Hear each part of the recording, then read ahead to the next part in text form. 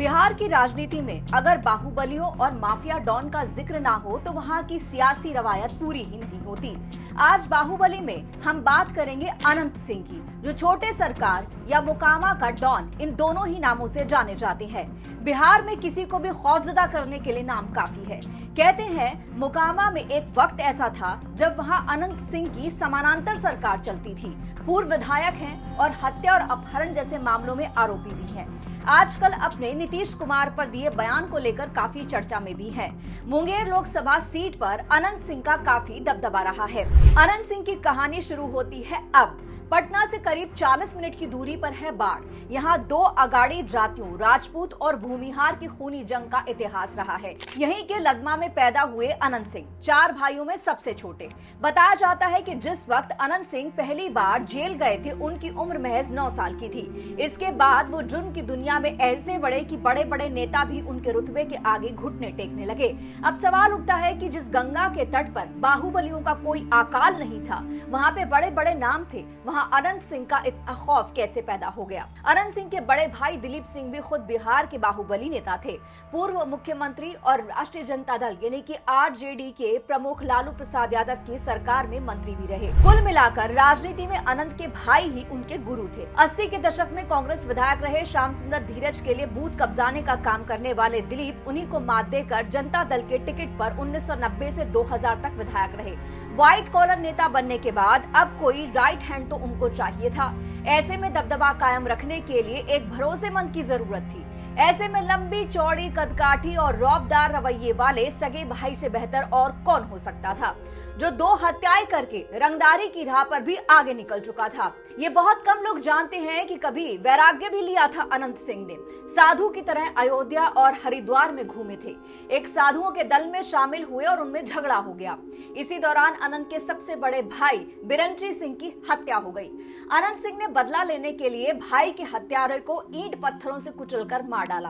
अनंत सिंह को बिहार की राजनीति के 2 सबसे ताकतवर ध्रुवों नीतीश कुमार और लालू प्रसाद यादव का साथ मिला। बिहार में पिछले 30 सालों से इन्हीं 2 नेताओं का शासन रहा है।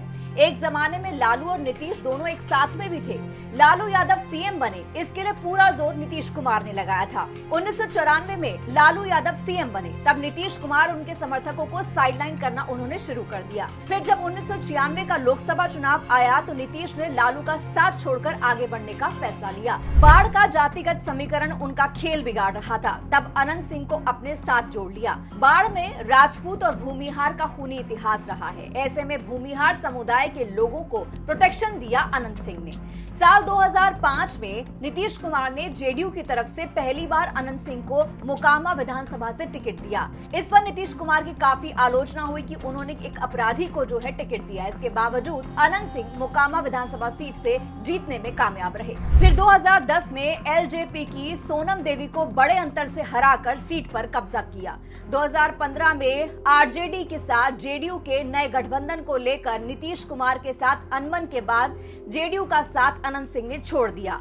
2015 का विधानसभा चुनाव तो उन्होंने जेल में रहकर लड़ा और एक भी दिन प्रचार नहीं किया, लेकिन इसके बावजूद वो 18,000 से ज्यादा वोटों से जीत गए थे।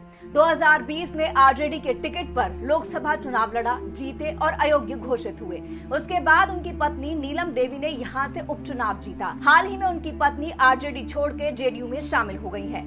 ये तो रहा राजनीति का सफर। अब अपराधों के काले कारनामे भी सुनिए। छठ पर धोती बांटना, रोजगार के लिए गरीबों को तांगे देकर मदद करना, रमजान के दिनों में इफ्तार करना, ये कुछ ऐसी बातें थी जिनके जरिए अनंत गरीबों के मसीहा और छोटे सरकार बन गए। रॉबिन हुड जैसी उनकी छवि बन गई। उनके सामने नीतीश कुमार भी हाथ जोड़कर खड़े हुए थे और वो फोटो भी काफी वायरल हुआ था।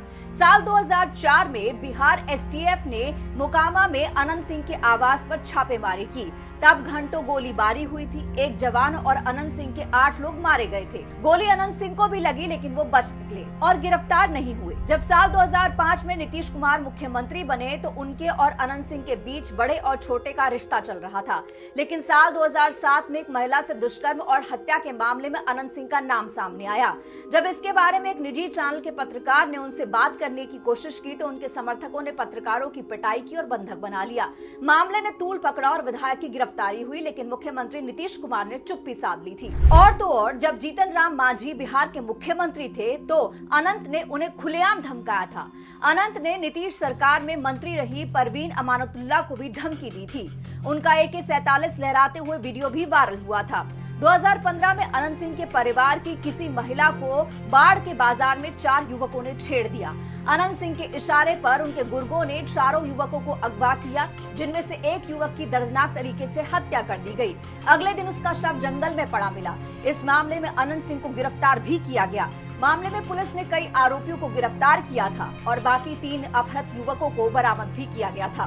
पूछताछ के दौरान आरोपियों ने खुलासा किया कि विधायक ने चारों युवकों को सबक सिखाने के उद्देश्य से ये किया था, लेकिन वो बाकी युवकों को मारते इससे पहले ही पुलिस वहां पहुंच गई थी। विधायक बनने के बाद अनंत सिंह ने अकूत संपत्ति भी बनाई। 2005 में अनंत सिंह ने अपने चुनावी हलफनामे में 3.40 लाख रुपए की मामूली संपत्ति होने की घोषणा की थी, जो 2010 में बढ़कर 38.84 लाख पहुंच गई थी। हाथी, घोड़ा, बग्गी, बेशकीमती गाड़ियां, सोने के मुकुट को लेकर वो हमेशा चर्चा में रहे हैं। वो अपने पालतू मवेशियों के गले में सोने की सिकरी पहनाते थे। सबसे खतरनाक बात तो ये है कि उन्होंने अजगर पाल रखा था।